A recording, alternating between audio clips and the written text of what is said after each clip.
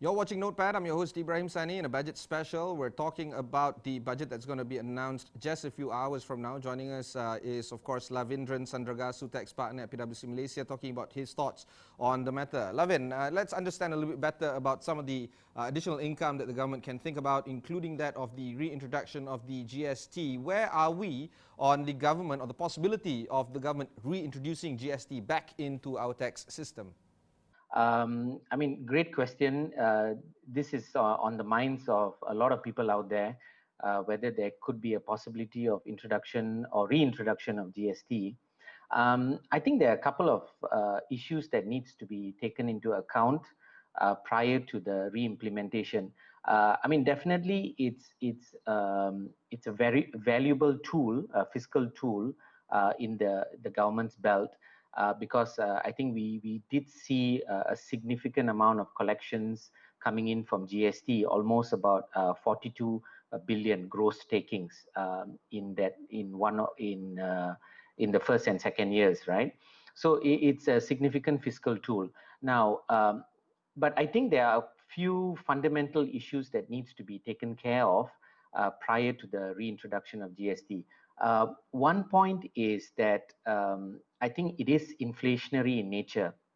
I think most countries, even Malaysia, was not spared, whereby when we introduced GST, there was inflation that resulted from the introduction.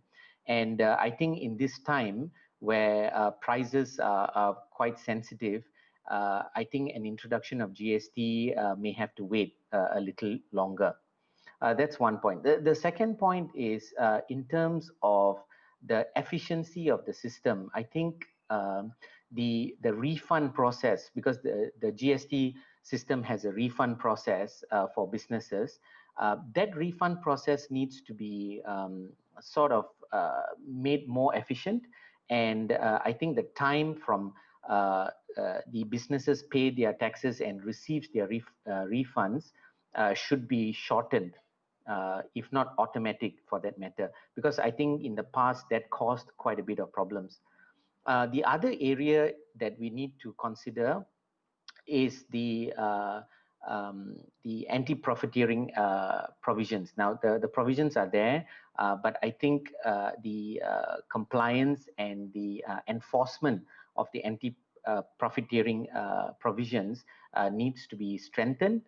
So that to make sure businesses don't pass on the cost of GST to the consumer, because that is the part that causes inflation to take place, right?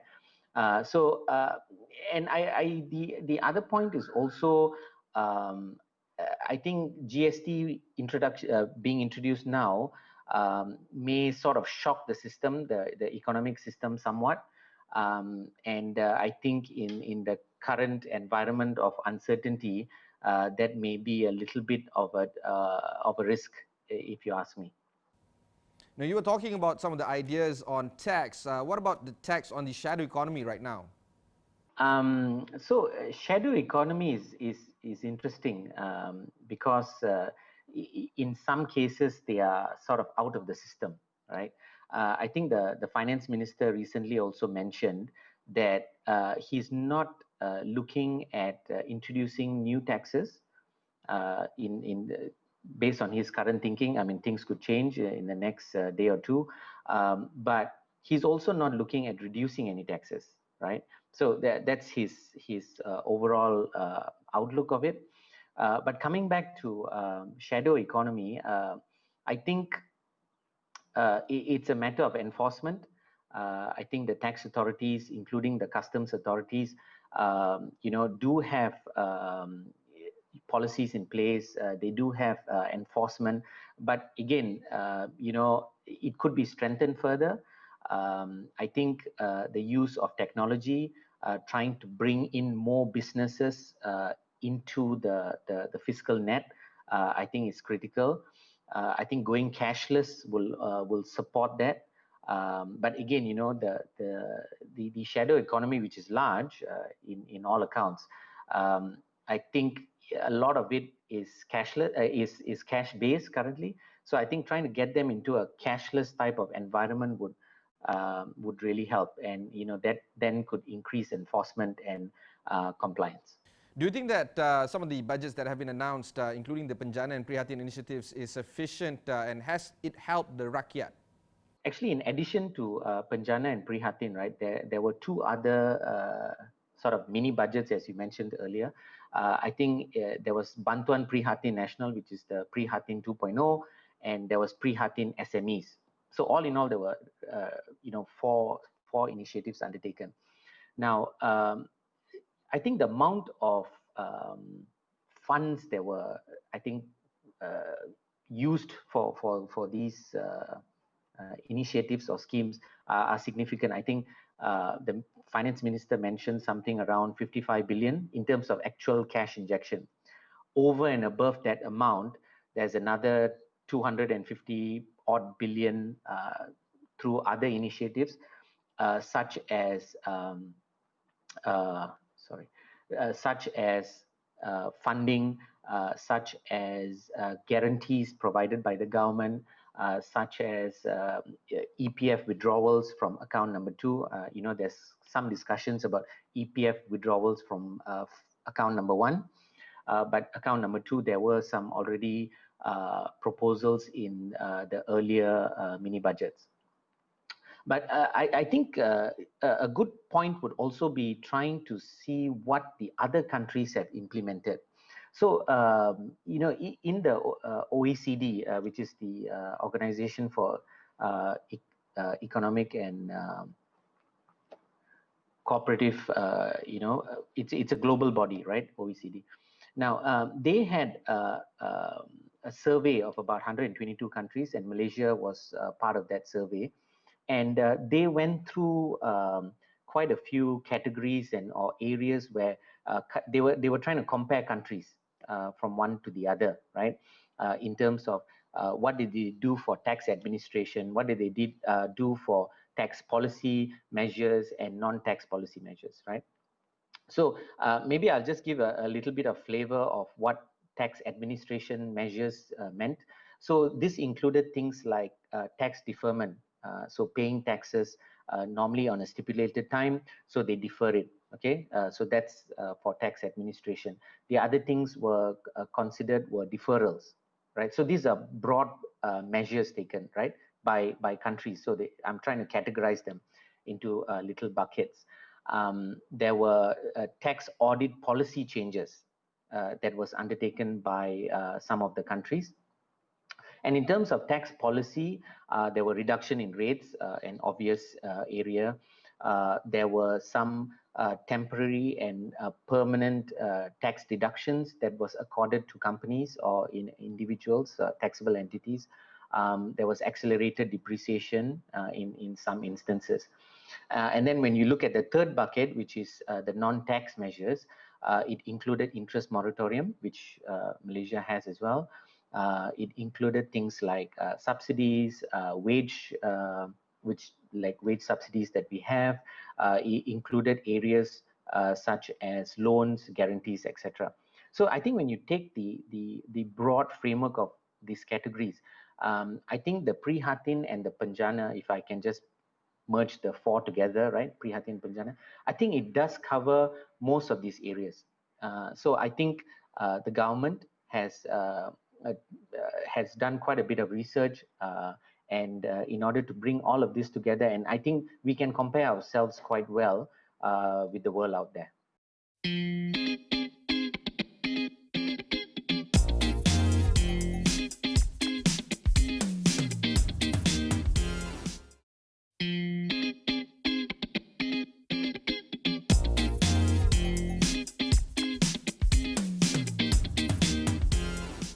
Do you believe that there would be some additional tax or fiscal initiatives that can be done to help the unemployed? We've seen how the unemployed numbers are creeping up steadily. How do you think some of these initiatives could help the unemployed and the underemployed even?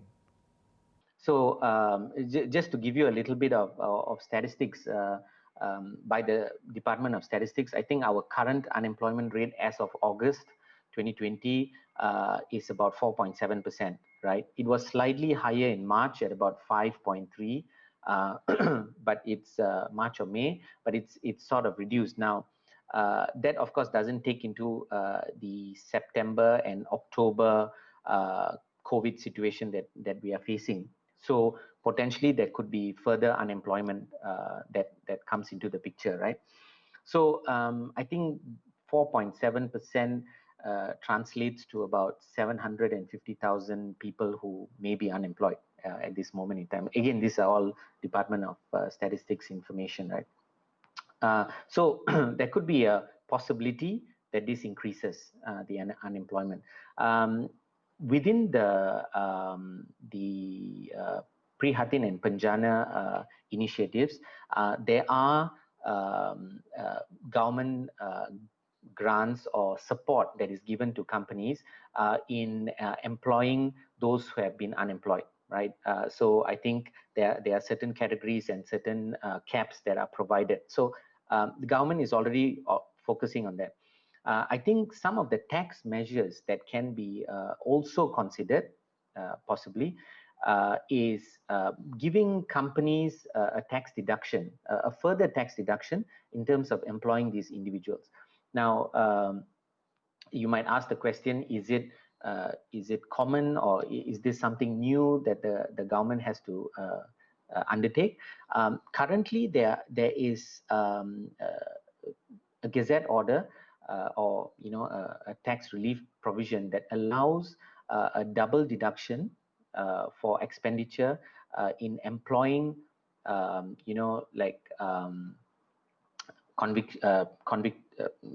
people with conviction, people under supervision, ex-drug rehabilitated people, retirees. So there's actually already an existing relief provision that allows companies to take a double deduction for these sort of instances. So one option is to further extend it to people who are unemployed. Okay. Now, so that could be one option. The other option that the government could also consider for tax, but this may not impact the B40 so much. It may support more of the M40 category of people, is that normally an exemption is given for the amount of 10,000 for every year working year of service that you have been in service, right? So the other option is maybe to consider increasing this amount and thereby giving further relief to those unemployed. What do you think can be done in terms of helping the SMEs? Because again, we're looking for multiplier effects, we're looking for ability for the government to help companies that can help others and can help the economy. What do you think can be helped and done for the SME sector? I think that there's quite a few things that has already been done under the Penjana Prihatin initiatives in terms of funding, guarantees, grants, etc.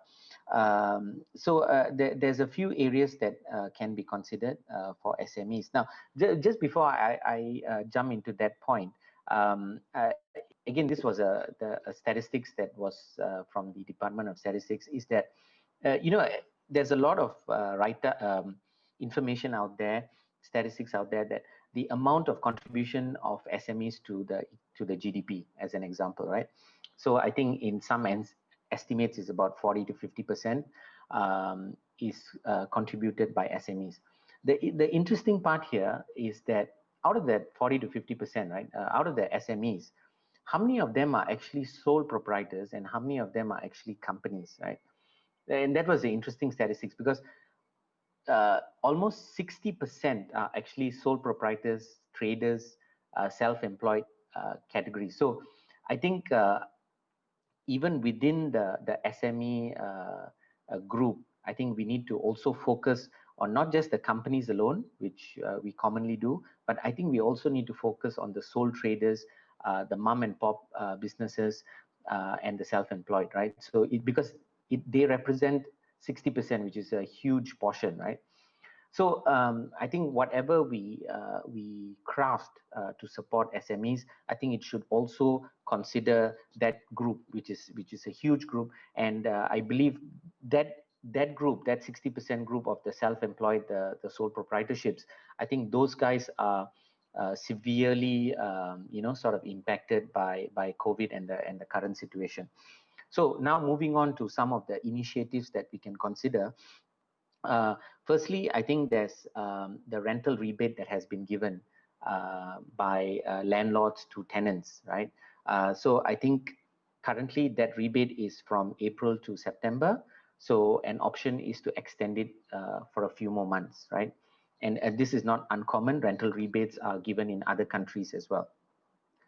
So that's one. Second thing is back in 2008, when there was the financial crisis, the following 2 years, 2009 and 2010, the government actually allowed companies to carry back their losses, right? And by carrying back their losses, actually what happens is you can go back and revise your tax return and probably get back some money in a very simplistic way. So I think that is one aspect that can be brought back, particularly in the current situation. And the government can decide how many years back that they want to take it. So in the past, they took it back 2 years, right, for 2010 and 2009. So something similar could be implemented currently. The other area that the government could consider is currently there's a restriction for carry forward of losses. So what it means is that you can only carry forward your losses for 7 years, after which at the 8th year, the losses would basically disappear. So given the current situation and, the economic recovery could take some time, one suggestion is for the government to relook at the how many years you can carry forward, maybe provide another extension of maybe another 3 years to carry forward these losses so that companies can are able to use these losses going forward. The other thing that could be considered is deferment of tax installments. So there's a concept called the time to pay arrangements. In some countries, they use that concept whereby SMEs or people who are affected, companies, individuals who are affected, can actually go on a case-to-case basis and come up with some kind of arrangement in terms to support their cash flows, particularly for businesses, to sort of defer their statutory tax payments. This could be for tax, it could be things like EPF, SOCSO, etc., which is already in place, which could also be extended. So maybe broadly, this time to pay arrangements could be set in place, and for businesses and companies to actually be able to enjoy some of this and to sort of take them through the trying times at this moment. So these are some of the initiatives that could be considered. Well, the budget is going to be announced in just a few hours from now. What do you think the budget focus will be? So, Ibrahim, I think you've correctly pointed out, I think it's going to be an expansionary budget. And this is in line with most countries. I think it's going to be spend, and spend. But I think importantly, it should be focused, targeted spending, right? Where it really, has the most amount of impact. We've got, if we do something now in this current budget, I think it will help us to take us through the next 12 months. Hopefully, things improve, a vaccine is found, testing is undertaken, and things get back to some kind of normalcy. So it will be, a spending budget, but to me, I think it should be targeted. Obviously, targeted in what areas? I think government spending would be important, particularly development budget. The development budget should increase. I think projects should be sort of awarded quickly. I think those are already some initiatives being undertaken, but I think given the urgency of the current situation, that needs to be sort of accelerated further. Of course, there's the borrowing side of it. So, I think we are in circumstances which are not normal, which cannot be anticipated. So I think there needs to be some flexibility in terms of how much the government can borrow, because as you know, there is some level of caps that are imposed on the government in terms of borrowing. So I just wanted to also suggest one other point is that, we've been talking about what the government can do for the rakyat, but also maybe to increase revenues, right? Because we are talking about a lot of spending, a lot of giving. Maybe also to increase revenues. There was one initiative that was undertaken a couple of years back by the government in terms of special voluntary disclosure programs. This is whereby taxpayers can come forward to the tax authorities or customs and say that, this is the amount of taxes I should have paid or I would like to pay now, right? In relation to the past. The reason why I'm suggesting that is because the framework is already there, it's already in place. It's a matter of re-implementing it. And the government managed to collect almost 8 billion in a period of 1 year. So I think that's something that could be re-implemented. I'm not quite sure whether we're going to be able to get the 8 billion or something more or something less, but it could support further revenue for the government. Thanks, Lavin. That was Lavindran Sandragasu, tax partner at PwC Malaysia. Remember to stay on with us at Astro AWANI because we'll be bringing you all the updates regarding Budget 2021.